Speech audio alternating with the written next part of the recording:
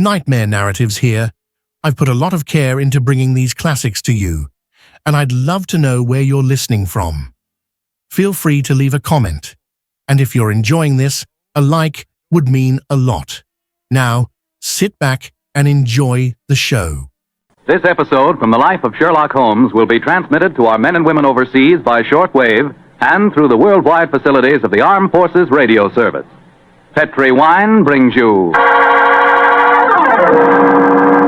Basil Rathbone and Nigel Bruce in the new adventures of Sherlock Holmes.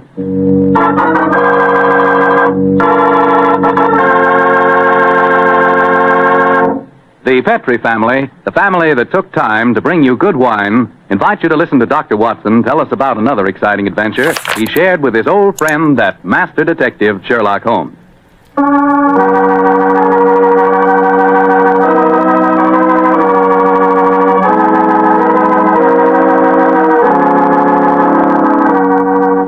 And now let's drop in on our good friend, Dr. Watson. Good evening, Doctor. Good evening, Mr. Foreman. Where are the puppies tonight? Well, I found them playing with a dead seagull, so they've been sent up to bed in disgrace. Well, you certainly look comfortable yourself, Doctor. What's that small blue book you're reading, the latest bestseller? No, indeed not.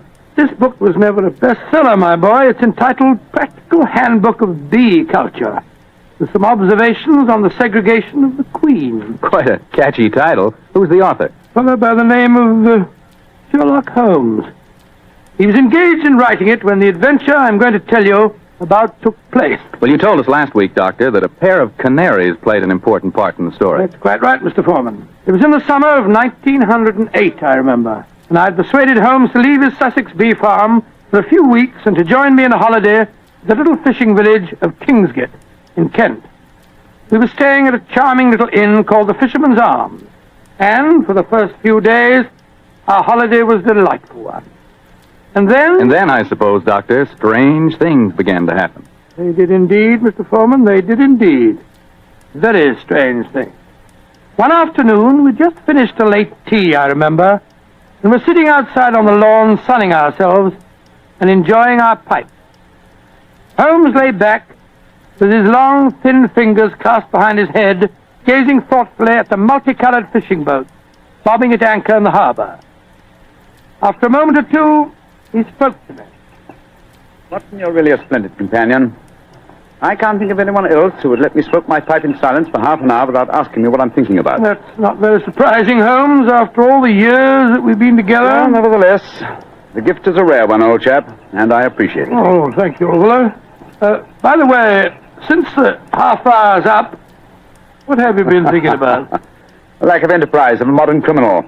Audacity and romance seem to have passed forever from the criminal world. Read this note I received this morning, old fellow. See for yourself how low I have sunk. Oh, let's have a look. Mr. Holmes, I am staying in the same inn as yourself, and as I have had a very frightening experience, so to speak, I thought perhaps you would help me. Please do. It's signed Mary Victor. An exciting document, isn't it? Written on lavender notepaper, reeking of perfume, and the handwriting is obviously that of an adolescent girl. You haven't bothered to answer, of course. Oh, yes, I have. I sent a message back by our good landlord that I would be glad to see her. Why, Holmes? You came down here to complete your handbook on bee farming. Oh, confound it. Those two wretched canaries are getting their sunbath on the windowsill above us. Oh, I think it's rather jolly to hear little fellows chirping away up there. Well, I find the sound most distracting. Let's go inside. You know, Holmes, those birds are owned by a charming couple, Mr. and Mrs. Wainwright. I was chatting with them on the stairs this morning. I'm afraid their charm will escape me as long as their pets continue to tweet in that irritating manner. You've spoken of the peace and quiet of the country inn, Watson, and yet I find that... Come in. Ah, Miss Mary Victor, I presume. Yes, Mr. Holmes. Please come in and close the door, won't you? Thank you. This is my old friend, Dr. Watson. You may speak quite freely in front of him. How do you do, Miss Victor? How do you do, Doctor? Now, sit down, young lady, and tell me what's troubling you. Mr. Holmes, I came down here from London to get away from someone, but I've been followed. I've been afraid to leave the inn. Until last night I felt I couldn't stand being cooped up any longer. So I went for a walk on the seashore. Someone followed me, Mr. Holmes. I ran back here as fast as I could, but now he knows where I live, and I'm frightened. Please help me. My dear Miss Victor, I'm afraid you must be much more specific. before I can help you. Who has followed you down here, and why are you afraid of him? I'll tell you the whole story. It'll sound strange to you, but I swear it. Oh, there he is again, down by the gate. I'm going to my room. Now. Don't you be frightened, Miss Victor. I'm sure we'll be able... Oh, that's all. Extraordinary thing. I don't see anyone outside who might have frightened her. There are 2 or 3 fishermen loitering about. Wait a minute. Here's a young fellow walking up the path. Come on, Watson. Out through the French windows again. Oh, good gracious me. Here we go again. I think we'll take the liberty of accosting him. Excuse me, sir. Yes? Are you looking for Miss Mary Victor? Is she young and pretty? Yes, sir. She is. Extremely so. Then I'm looking for her. Where can I find her? I can see you're being facetious, sir. Well, there's no harm in that, is there? By the way, who are you gentlemen, may I ask? My name is Holmes, and this is my friend Dr. Watson. I'm Basil Carter. You're not Sherlock Holmes, are you? That is my name. I thought you seemed familiar. I know your brother, Mycroft. Oh, indeed. Then I presume you're connected with the Foreign Office. Yes, I'm in the consular service. Are you staying at the inn, young man? For a few days. It's funny that I should run into the great Sherlock Holmes. Why, may I ask? I was planning a murder. Oh, really? But with you Murder? gentlemen here, I see that I shall have to be very discreet. Who is your intended victim, may I inquire? There are two of them. The two canaries in the room next to mine. Oh, canaries. For a moment I thought that you were really serious. But I am serious. The wretched creatures have been driving me mad. I quite sympathize with you, sir. I've been thinking of committing a slight case of mayhem on them myself. We can take one apiece, Mr. Holmes. Well, I'm glad to have met you both. I'll probably see you again. Goodbye. Goodbye, sir, goodbye. I don't like that fellow, Holmes. If you ask me, he's the man who's been frightening the poor girl that came to us. He had a peculiar look on his face when you asked him if he was looking for Mary Victor. Well, there's only one person who can settle the question, and that's the young lady herself. Come on, old fellow. Let's go back indoors. Shh. Here comes Wainwright, the owner of the Canaries. Good evening, Mr. Wainwright. Good evening, gentlemen. This is my friend, Mr. Sherlock Holmes. I am honored to meet you, sir. How do you do, Mr. Wainwright? Beautiful evening, isn't it? I just took a stroll down to the store to get some more birdseed. By the way, Mr. Holmes, I hope our canaries don't bother you. Little fellows are such a comfort to my wife and me. Oh, no, not at all, sir. I find their chirruping very soothing. Oh, I'm so glad. Good night, gentlemen. Good night, sir. Good night, Mr. Wilson. Not Wilson, Mr. Holmes. Wainwright. Oh, I beg your pardon. I'm so sorry. I thought you said Wilson. Good night. Not like you to mix up names, Holmes. I didn't mix them up, old fellow. I never forget a face. Mr. Wainwright is in reality Wilson, the notorious canary trainer, whom I had the pleasure of sending to prison for a 7-year stretch in '95. Some years later, he made one of the most spectacular escapes from prison in the history of crime, and has since managed to evade all efforts to recapture him. It's got he seems such a sweet old fellow. Well, possibly he's reformed, but I doubt it. Our stage is set for an intriguing problem, old chap, and our cast is an interesting one. A frightened young girl, a diplomat of uncertain integrity, and a noted criminal. Watson, I have a feeling that once again the game's afoot.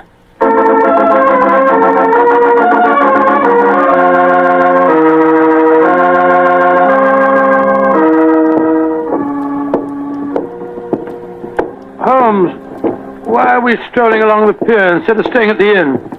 I thought you said that you were expecting trouble. I am, old chap, and I'm sure it'll find us out. You know, Holmes, I'm still completely mystified by the behavior of that girl, Mary Victor. I knocked at her door last evening again this morning.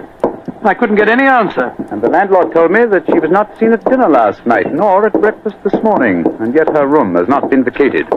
Curious. Hello, there's the village constable sunning himself at the end of the pier. Good morning, Sergeant Blake. Mr. Holmes, Dr. Watson. How are you, gentlemen? Well, splendid, thank you, Sergeant, and very appreciative of the weather that you've provided for us. Oh, think nothing of it, sir. We always arrange that for our really distinguished visitors. By the way, Mr. Holmes, I was reading one of your friend's stories about you last night. The one called The Adventure of Mysteria Lodge. That was, Wisteria Lodge, you foolish fellow. Well, maybe it was. Anyway, I was reading it aloud to me old woman. And if you don't mind my saying so, Mr. Holmes, we both thought you made a bad mistake. Oh, really? Though, of course, you come out all right in the end. Dear me, Sergeant, I stand reproved. Excuse me, Sergeant. Holmes, look.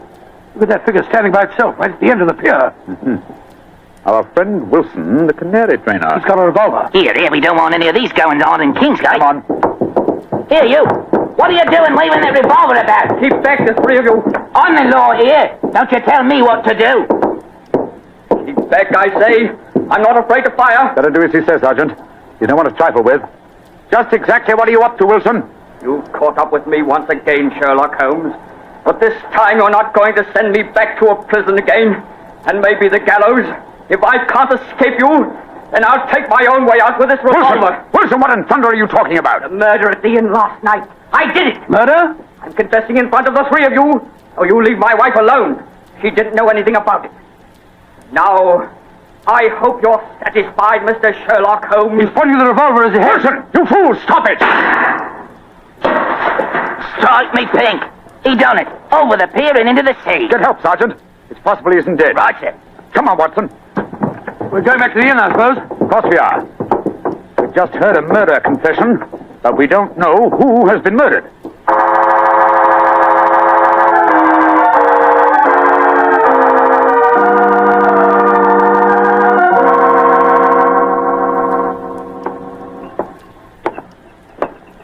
Holmes, what was the telegram that you sent off just now? A message to my brother, Mycroft. The innkeeper informed me that Basil Carter, the young diplomat we met yesterday, left the inn rather hurriedly in the early hours of this morning. Come on, let's go upstairs.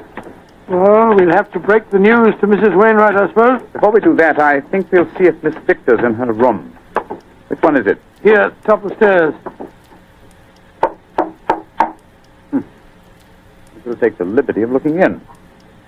Miss Victor hasn't been seen since last night. Uh-huh. Unlocked. Lord, what a mess. Clothes strewn all over the place, open suitcases. Yes, it Look looks at as if the young lady had been planning an immediate departure. Where could you be? No one's seen her since last night. Mr. Mary? Oh, I beg your pardon, gentlemen. I thought I heard Mary Victor come in. I'm Mrs. Wainwright. Mrs. Wainwright, I'm afraid we have some rather bad news for you. Your husband shot himself a quarter of an hour ago at the end of the pier, and his body fell into the sea. Is he dead? We must presume so, madam. I left the police sergeant there searching for him. Sergeant Blake should be back here any moment now. So he did it. After all. You don't seem very surprised, madam. He threatened to do it. Mrs. Wainwright, before your husband shot himself, he confessed to committing a murder in this inn last night. A murder? Whose murder? At the moment, we're not quite sure. Oh, he must have been out of his mind. Mrs. Wainwright, I'm afraid I must ask you some rather painful questions. Are you aware that your husband was a criminal, that he served a prison sentence under the name of Wilson? Yes, I knew that. He told me when we were married 2 years ago. But he said that he'd gone straight ever since he'd come out of prison. That's why he changed his name. He was trying to make a fresh start. You know of no reason for his planning to kill anyone at this inn? None. And unless you find someone murdered, I wouldn't give too much thought to it. Yes, if you'll forgive my saying so, madam, you seem remarkably unmoved by your husband's tragedy. Why should I pretend? We were very unhappy together. This might be the best way out of it for both of us. Oh, my soul. My husband carried quite a large amount of life insurance. In the event of suicide, would that be payable? Depends on the policy, madam. But I must say that, from your attitude, I begin to doubt whether your husband is dead. What do you mean? I mean that if Mr. Wilson, or if you prefer it, Mr. Wainwright, wished to disappear in spectacular style, what could be simpler than to pretend to shoot himself, drop into the sea... Mr. Round. I'm up here, Sergeant. Ah, did you find him? Yes, Mr. Holmes. We fished him out right away. Dead as a doornail. Shot himself to the head, he did. Well, that disposes of your last theory, Holmes. Did you find the revolver, Sergeant? Yes, ma'am. Got it right here with me. One bullet missing. Have you found out if anyone here's been murdered, Mr. I Holmes? found out very little as yet. Wait a moment. Listen. I don't hear anything. Exactly, you hear nothing. Yet we're within a few feet of the Wainwright's room. What do you mean, Mr. Holmes? I mean that there is one sound we should be hearing very clearly at the moment. Why didn't I think of it before? The sound of your canaries chirruping. We've heard little else for days. Come on, Watson. Where are you going? Your room, madam. I'm afraid I must dispense with asking your permission. You're already in my room. It seems a little late even to mention the subject. Here's the bird cage and the windowsill. Oh, the birds are gone. No, old chap. If you look more closely, you'll see them on the bottom of the cage. Let me open this door and get one of them out. By Jove, Holmes. They're dead. And yet when we entered the inn a few minutes ago, they were still chirruping. But who on earth would want to kill a couple of birds? That, my dear fellow, is one of the things we have to find out. So far, I must admit, I'm puzzled. We have a self-confessed murderer, and the nearest thing we can find to a corpse is a pair of dead canaries.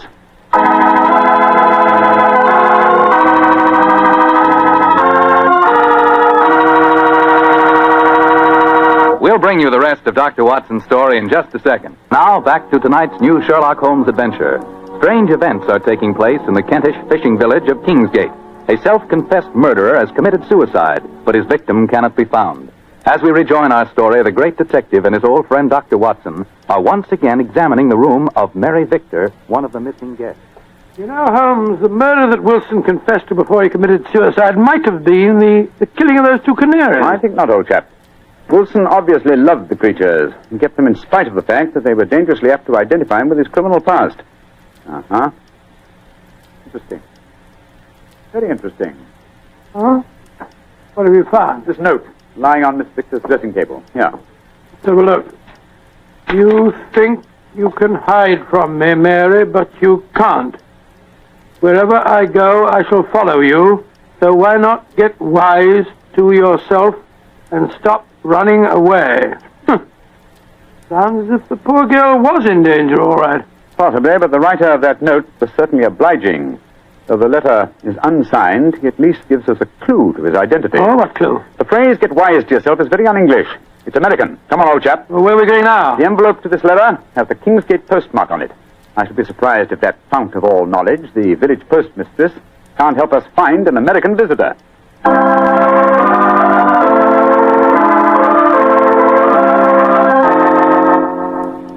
Yes, I know the young man you must be looking for, gentlemen. His name's Walter C. Bunker. He's been in here to send telegrams, and his accent's so strong you could cut it with a knife. Just like one of the Red Indian fellows you read about, you know. Can you tell me where he lives, madam? Well, that I can, sir. He's been rooming at Mrs. Bell's house. 15 Laburnum Grove, down behind the gas works. 15 Laburnum Grove, Mrs. Bell. Thank you. Thank you very much. I'm very much obliged to you.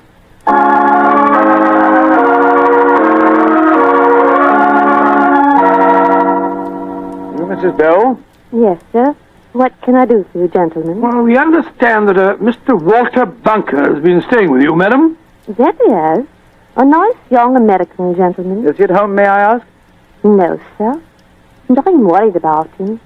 This morning, when he goes out, he asks me where the nearest cemetery is. Cemetery? Good gracious me. Huh? I tell him, and then he gives a queer kind of laugh. I'm not sure I'll see you anymore, he says. And then he walks off, and I haven't seen him since. I tell you, I'm worried about him, gentlemen. And where is the nearest cemetery, Mrs. Bell, the one you directed him to? About 3 miles from here. Just this side of Branson Woods. Thank you, madam. Come on, Watson.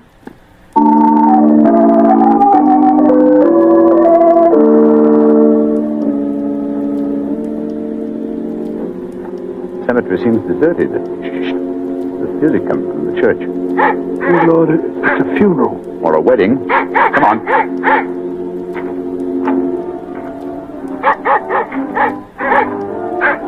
By Jove, it is a wedding, Holmes. I'm afraid we're on the false trail, but we'd better make sure.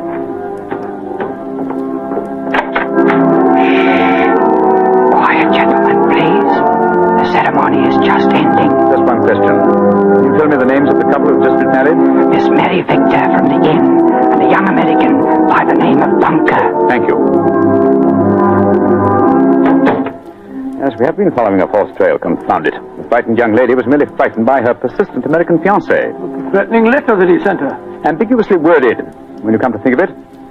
Anyway, we can cease to worry about Miss Victor. As she is now Mrs. Bunker, I think we can assume that she's out of all danger. We've got to start all over again. Oh, no, my dear fellow. The field is narrowing. We'll head back to the inn now, and I have a feeling that we're on the last lap of our strange adventure.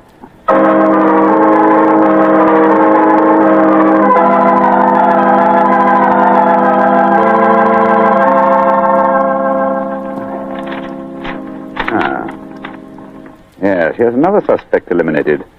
This telegram is from my brother Mycroft. I telegraphed him earlier on today to check on the movements of Basil Carter, the young man who left the inn so mysteriously in the early hours of this morning. His answer informs me that the gentleman in question was recalled to the Foreign Office suddenly and arrived quite safely a few hours ago. Well, now I'm completely puzzled. And I, old fellow, at last see daylight. Wish I did, Mr. Holmes. Sergeant, go upstairs and get the dead man's widow and bring her to my room, please. Right. Then I think I can give you the solution to this problem.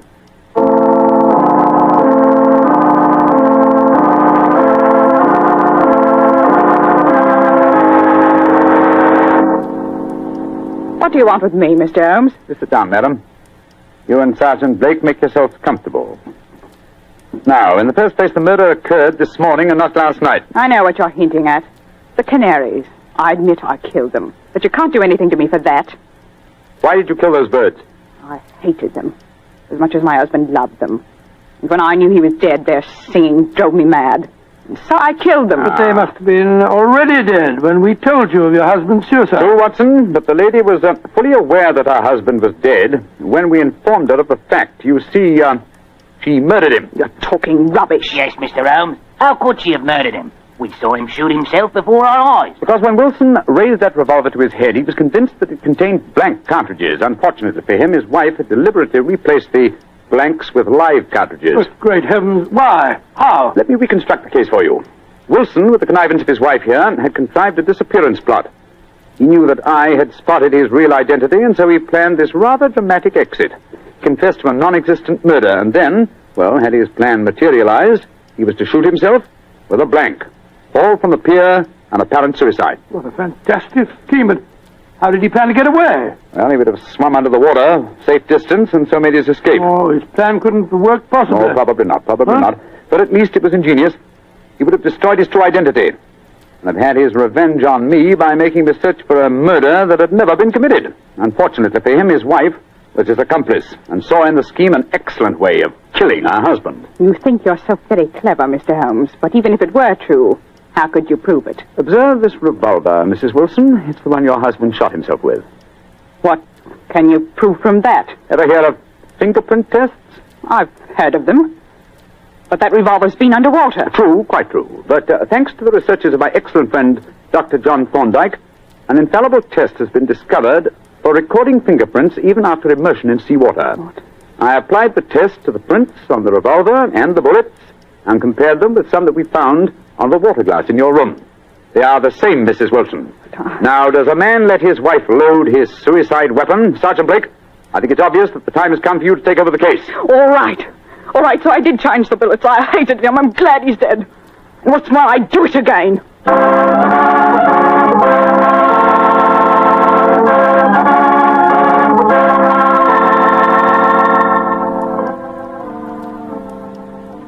Mr. Holmes. Yes, Sergeant Blake? Well, now that I've taken Mrs. Wilson to the station and booked her on a murder charge, I wonder if you'd mind answering a question. With pleasure. This fingerprint test. Ah. I'd like to know about that. I never heard of being able to take prints after a revolver has been handled 2 or 3 times and soaked in salt water. Yes, Holmes, and I'd like to know when you performed the test and took the prints off the glass in our room. I thought that I was with you all the time. You were, my dear fellow. Well, then, I can give you the answer in one word. Bluff. What? There is no such test, my dear Watson. It would be almost impossible to expect clear prints after so much handling, and totally impossible after submersion.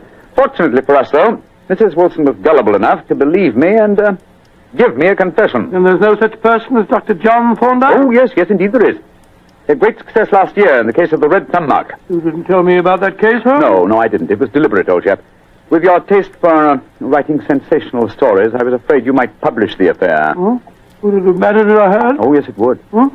You would have given away, what shall I say, professional secrets. You would have provided the public, and in particular the criminal public, with a complete education on fingerprints. And when that happens, my dear Watson, we shall have no tricks left. That will be a sad day for detectives.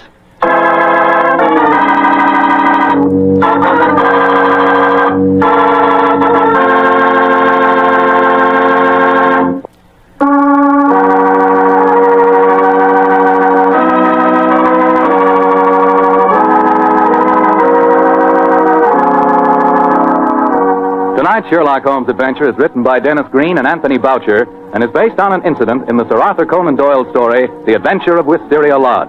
Mr. Rathbone appears through the courtesy of Metro-Goldwyn-Mayer and Mr. Bruce through the courtesy of Universal Pictures, where they are now starring in the Sherlock Holmes series.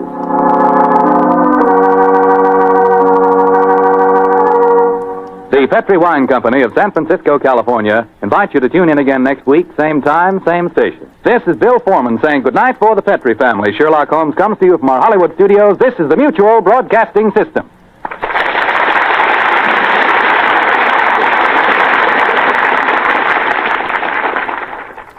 Thank you for watching.